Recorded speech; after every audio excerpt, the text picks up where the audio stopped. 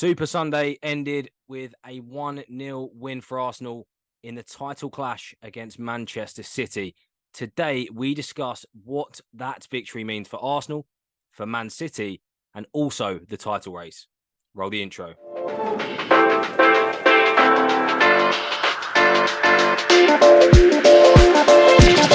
Hello and welcome to the Lost in Possession podcast. If you're here for the first time, please do us a quick favor and yourself and hit that subscribe button for weekly free football content.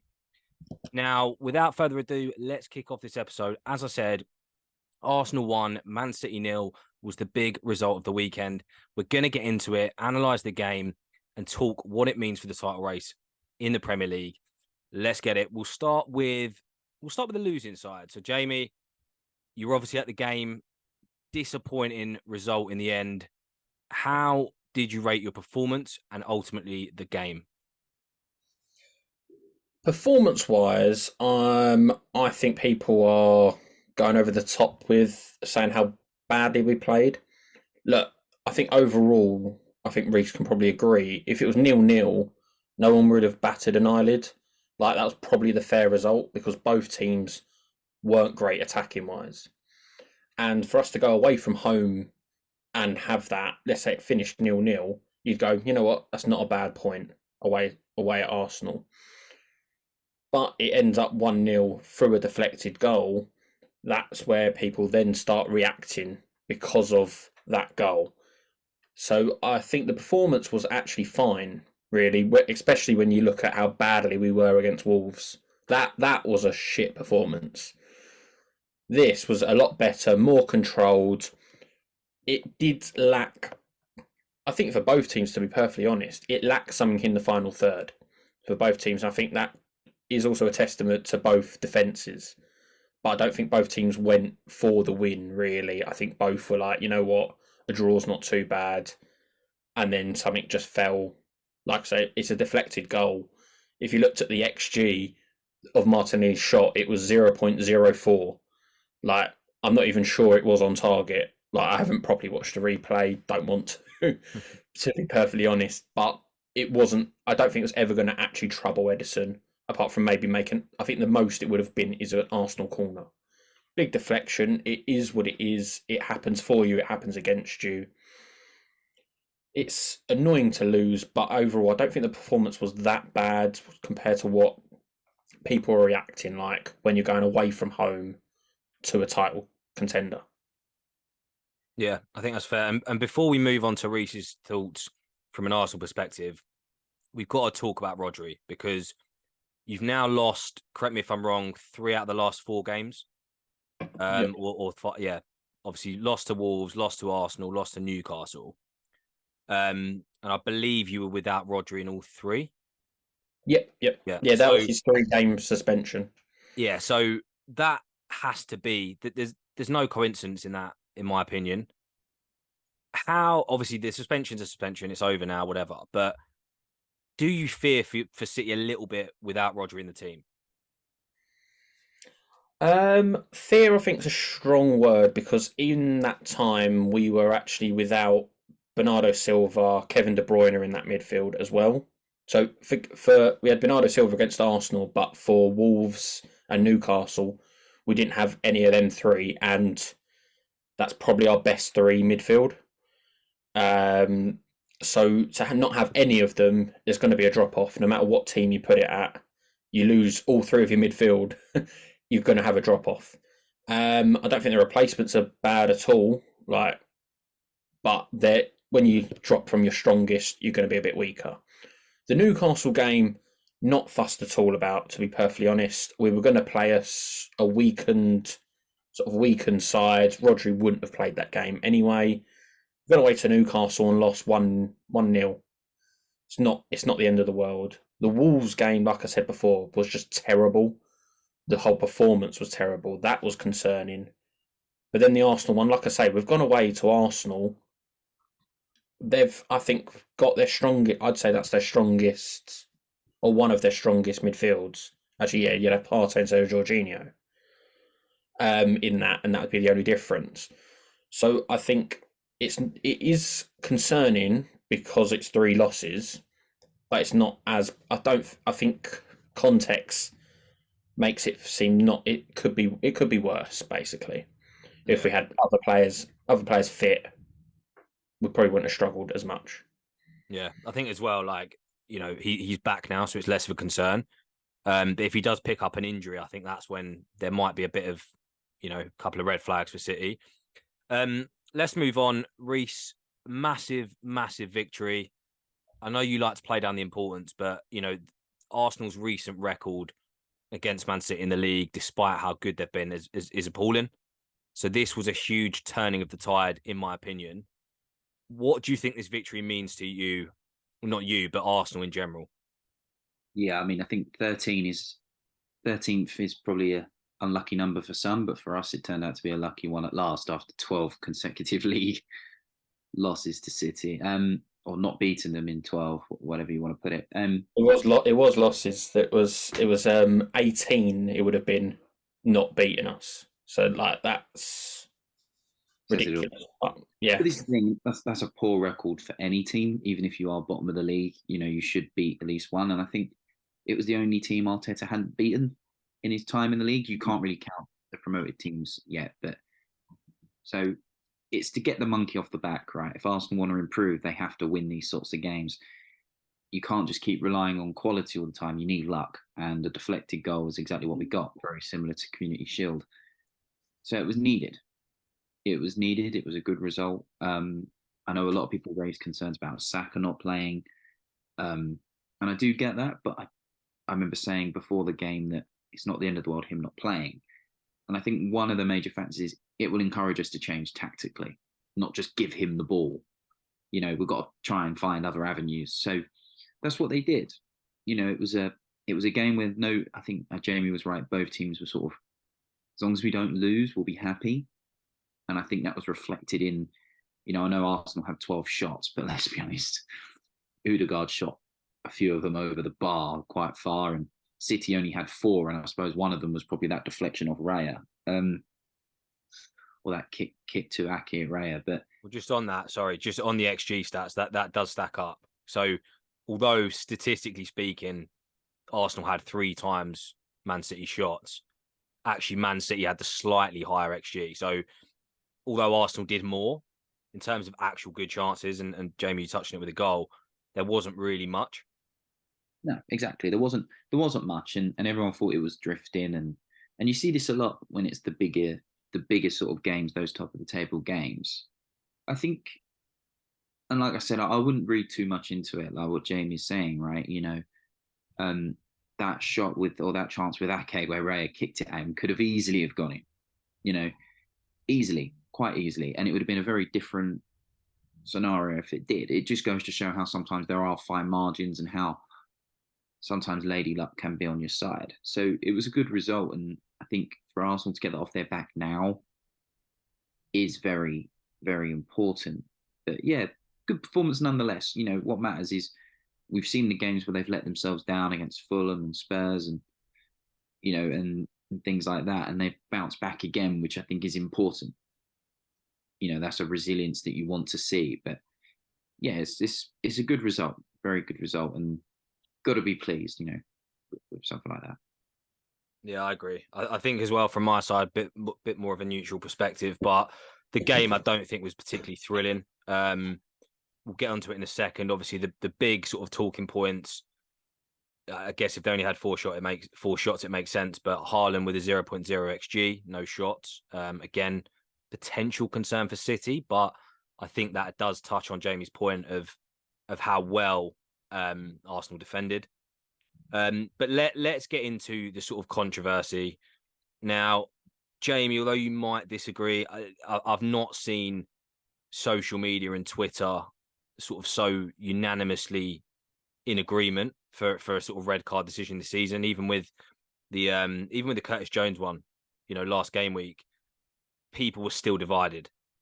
But Mateo Kovacic, how on earth he is still on the pitch at, I think it's around 30-minute mark, is a disgrace. I have to be honest. Like, there is just no justification as to why that shouldn't have been a second yellow. I can't get my head around it. we've talked, we've talked before about the standard of officiating being at an all-time low, and again, we're sat here talking about a poor refereeing decision. Maybe not this time with VAR because it was a second yellow, so it didn't go to VAR. But what did you guys make of this? Because for me, it was a disgrace, to be honest. Well, I put in the chat, "What is he doing?" And I'm sat at the other. I'm sat behind the goal, and that's happened towards the halfway line. I'm sat. Why is he doing that? Because one, sort of like some people have been saying he should have got a red for the first tackle. Now, to be honest, I've watched it again. It really depends. Like sometimes that will be given as a red, sometimes it won't. I think that's the way it is. But then the second one, the the ref's gone. You know what? It's a big game. I don't want to make that second yellow so shortly after the red card. And to be honest, I reckon we got all our red cards out in the women's game, so they couldn't give us too many for it. Otherwise, Abu Dhabi would have been on their case. No, but it is a yellow card. That tackle on Rice is a yellow card, so that's a second yellow card. He should be off. But I think the ref's not done it due to the context of it's a massive game. It's happened so shortly after the first foul. It's a bit of a bottle. It really is. That's sort of what it is from the ref's point of view, because he knows if he gives that red, his cards have got to come out quick then for quite a lot of fouls, and I don't think he wants to do that. Yeah, I mean, I don't know why everyone was so up in arms about it. Really, I think at the end of the day is it's another example of he follows the rules, we will have a go at him. If he doesn't follow the rules, we have a go at him. He's probably told the players and the managers in the tunnel, look, it's a big game. I understand emotions can be high. I'm going to referee it with that in mind. Because that would explain why Kovacic would then go and do another tackle after that. Because normally, in your right mind, you wouldn't do that. So maybe the ref has just said, I'm going to bear that in mind, and that probably has played a factor. I see what people say. They weren't the worst tackles I've ever seen, to be fair. Yes, you could say, the first one. I think a yellow was probably fair. Like, I don't think it was the worst tackle I've ever seen. It wasn't great. I've seen worse, And then the second one, yeah, it was a silly thing. So maybe the ref has already said, like, look, this is where you need to be careful because the emotions of the game can get in. And again, it's an example, damned if he does, damned if he don't, right? Because then we'll all be saying, oh, why doesn't he take it into account? But is he lucky to stay on the pitch? Probably, but is it really that much of a big deal? No. Like, even if Kovacic went off, I don't think there's a huge gaping hole there for City to worry about. I'd be more worried if Nathan Ake went off, for example. It wasn't that bad. Everyone's just up in arms because they're looking for an excuse. The game was so boring. They're open for anything. So it wasn't that bad. Wasn't that bad. We've seen a lot worse. And I've seen people saying about, oh, so to get a red card now, you have to break someone's leg. But these were the people that were saying, the game's gone 2 weeks ago. So what more can you do? He wasn't going to break anyone's leg. It was silly, but there's probably been that factor from the ref to tell them how he was going to referee the game today. And that's fine. It's fine. I think, yeah, I kind of get where you're going with that debate about big games. You don't want to constantly see big games ruined with red cards. I think that maybe applies to previous ones, like in the Spurs-Liverpool game, where it's maybe a very light trip up or, a sort of shoulder barge that's gone into their back, incidentally. And I do agree with your point on that. But I think in this case with Kovacic, there's just no argument. Like, the fact he's done a tackle that was worthy enough to be looked at by VAR on studs up on an ankle, and he's then gone and done the same tackle just from a different angle 6 minutes later, getting Rice's ankle again. I think, if I'm being honest, I think if Arsenal hadn't won the game, there would be a massive, massive uproar, and rightly so. But because Arsenal did nick the winner somehow, some way, I think everyone's a little bit more relaxed about it. But yeah, referees, in my opinion, disappointing again. Let's talk about the title race now, because what this result has done for the neutrals and basically, you know, the top half of the league is make things very, very interesting. We're now going into an international break. And as it stands, we've got Spurs top of the table. I'll say that again. This is real life. Spurs are top of the Premier League table, albeit on goals scored, I believe, but still. So we got Spurs in first place, 20 points. Arsenal second, 20 points, same goal difference. Then you've got City on 18, Liverpool on 17. And for those who like an underdog, you've got Villa and Brighton on 16 points. It looks as though, by every metric, we actually have a title race this year. I know we did have one last year, but it felt inevitable. Do you guys think this could be one of the most exciting title races ever, or do you think it's going to end the same way as every other race? Well, I hope it ends in the same way. I hope it's 4 in a row. I don't think the most exciting one ever. I think that's going to be something that's going to be said around just because. I don't think actually anything's going to probably match that City Liverpool one where we got 98 and 97 points, where a draw was like not even a couple of draws, single draw was cost Liverpool the league. So I don't think it's going to be an all-time great one, and teams will fall off. Whether it's Spurs, whether it's Liverpool, whether it's Arsenal, whether it's City, one, probably two of them will drop off, and it'll be head-to-head where you might have third that are somewhere close. Nothing like that. Look, Spurs. I even saw a Spurs fan say, "Don't talk to me about a title race. If it's game week 32 or something like that, and we're still top, then talk to me," which I think is actually quite level-headed. Whereas if you saw the celebrations after yesterday and a few comments on social media, Arsenal have already won the league. I know Reese won't agree with that part. I certainly won't, and I don't know if you would, George, but I think it's open at the moment, and that's what it is. I think it's always going to be. It's 8 games in, it's 30 to go. It's when you get to February, March time, that's when it's massive. So I think it's too early to talk title races for every team. I know everyone expects City to be up there, but it's still too early for that. You just don't know how the sort of team is going to actually properly gel. Big injuries here and there can cost you and just completely derail what everyone thinks of at the moment. Yeah, I think Spurs have surprised everyone, no question. When you lose your best player, you get a new manager who many people, and this includes Spurs fans, many people were actually questioning Postecoglou's appointment based on his previous record. That's before he even joined. He's come in and somehow got this Spurs team firing on all cylinders, looking like they've been playing together 5-10 years. Now, initially, the logical person in me goes, Spurs will obviously just bottle it and they can't sustain this level of title challenge.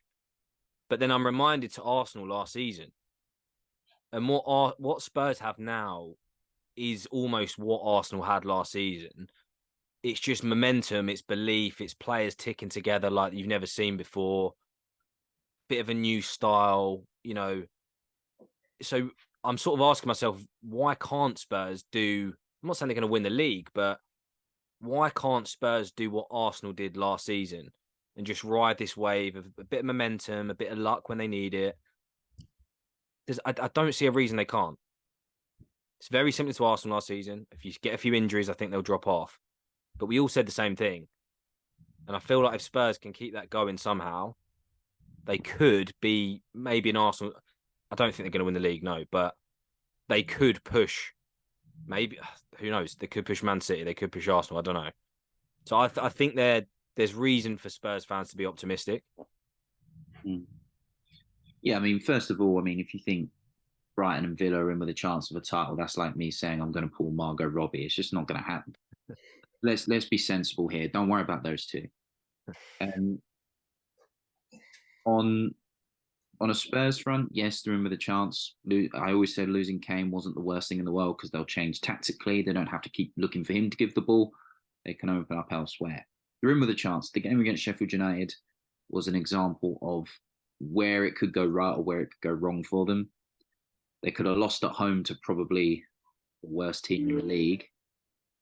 And it would have just been like, well, come on.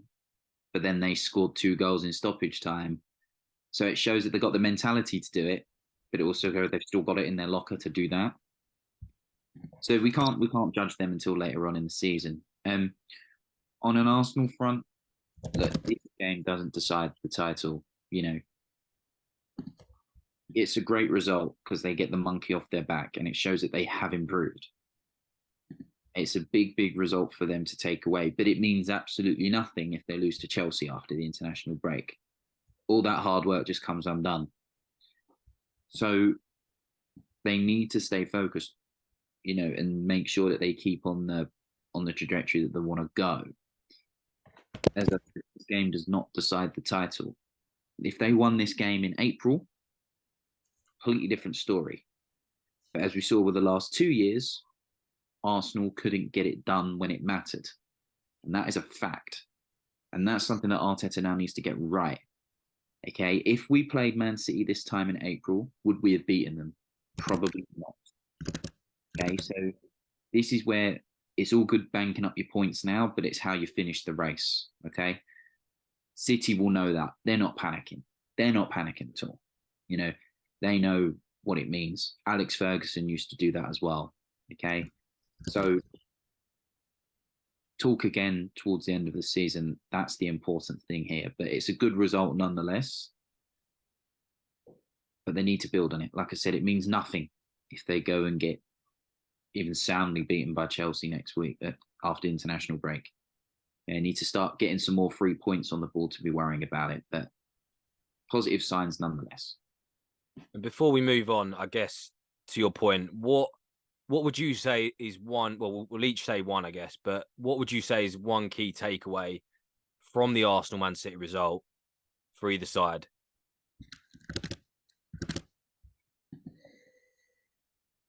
For me, how crucial Saliba and Rice are in all of this. His performance, Saliba had Haaland in his pocket. I know Haaland didn't put in a great performance anyway, but Saliba was class. Rice was brilliant. Those two are crucial. They stay fit. That's the game changer for me. That's the takeaway I saw from that game personally.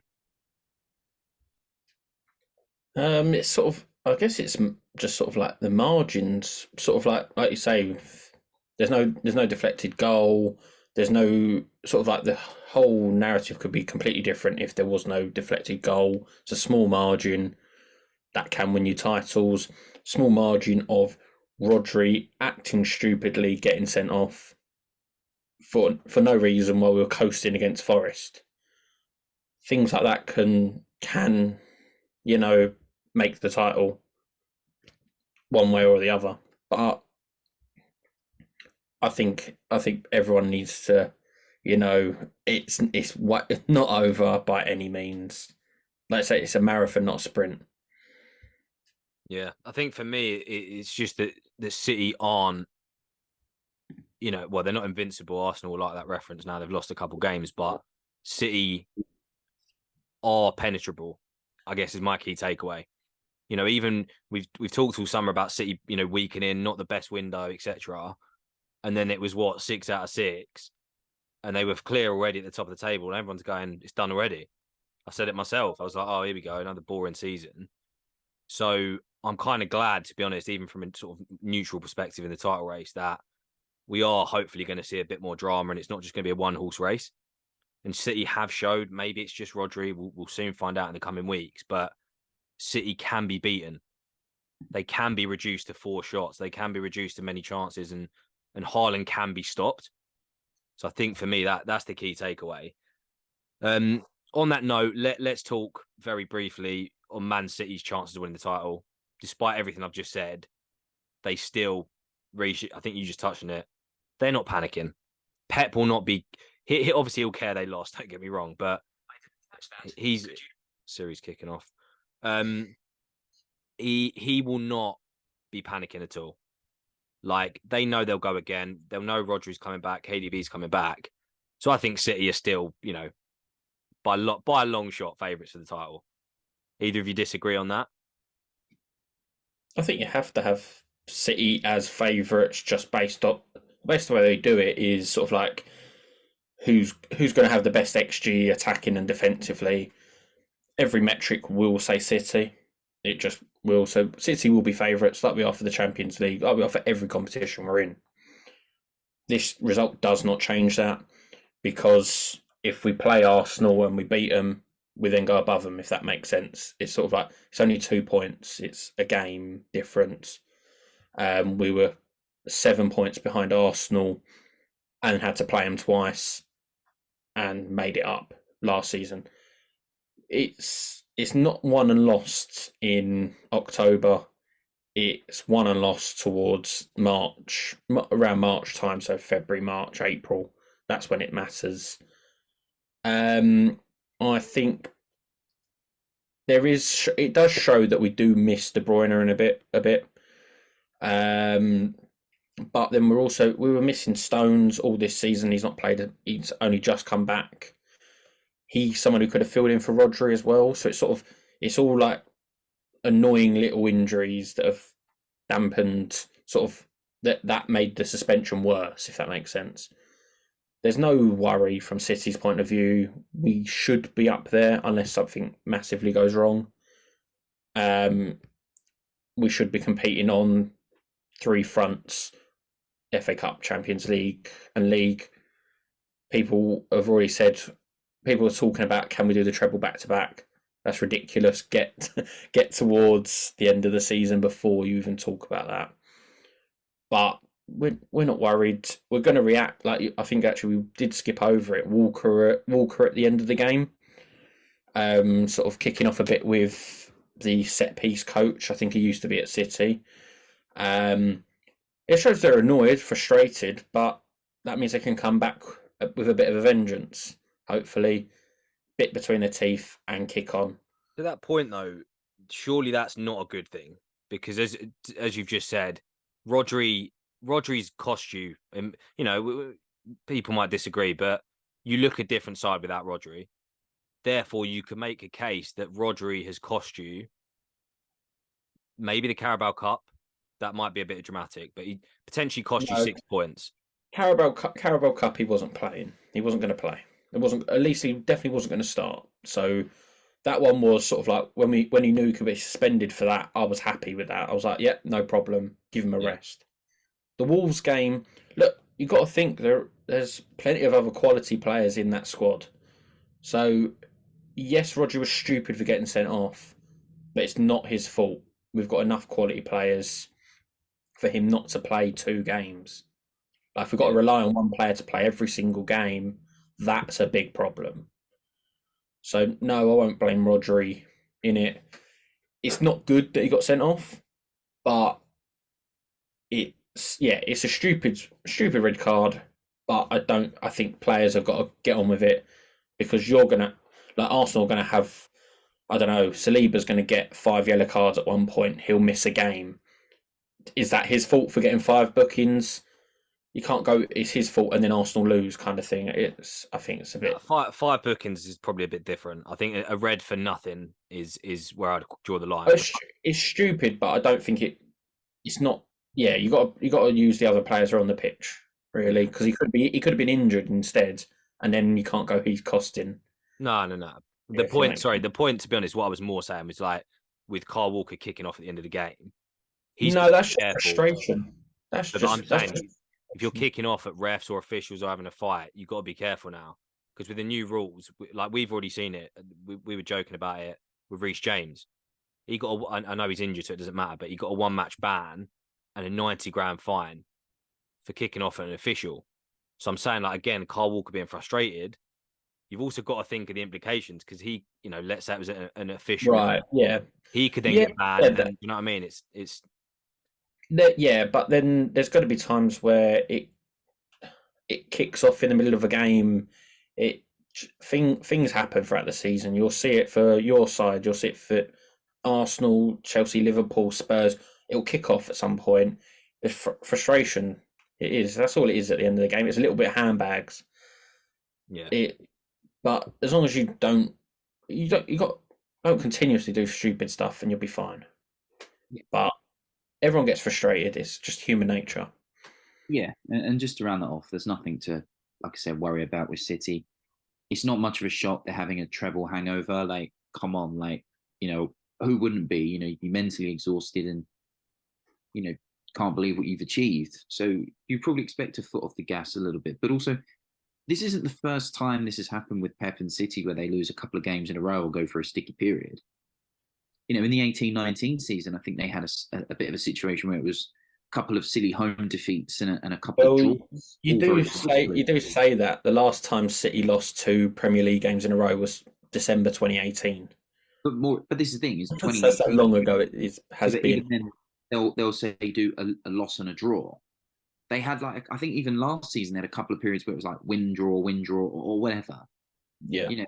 They do get those little sticky ruts. Even was it 2021, season, or sorry, 21-22 season, they lost the first game even. And then they went on that run and you just couldn't stop them.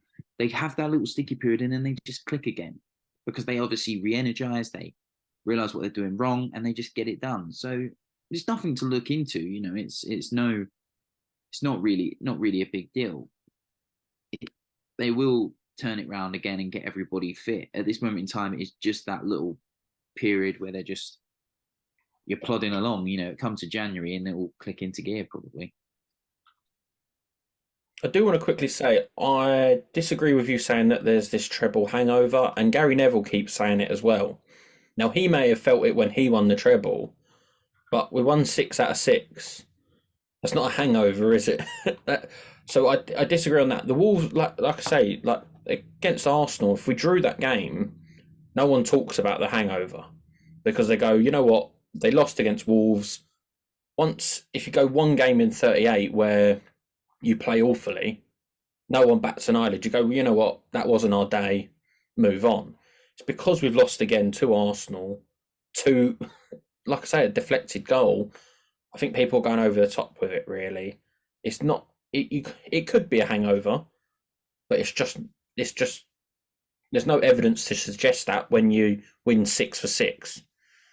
Okay, it's now 6 for 8. Still not a bad record, is it? Being third in the table, best goal difference in the league, joint best defence. That's why I just don't think it's. You've had the perfect start until this point, so I think maybe that's a bit harsh. But I guess time will tell. Before we wrap up, let's just have a quick prediction. How many teams do we think will be in the title race with 10 games to go in the season? I'll start. I'm gonna go optimistic and say 3. I don't know what 3 it'll be, but I think we could get quite an interesting 3-horse race. How many points are you saying is in the title race? Like 5-6 points. I can only see 2. And that's Arsenal City? I'm not even certain on the teams, to be honest, but it'll be 2 teams. I still think Liverpool have still got a chance of doing that. So yeah, I think it's 2, and it'll be out of City, Arsenal, Liverpool. Reese? Yeah, I'll say 3, but the third team is more of you have to keep improving. They're going to be there to keep up the hill, so to speak. They might not even go first, like get first place in any capacity, but they'll be there biting at the heels. Cool. Well, there you have it. That wraps us up for another edition. As always, let us know your thoughts in the comments. Will it be a 2-way, 3-way title race? Who knows? As always, like, comment, and subscribe. You know the drill.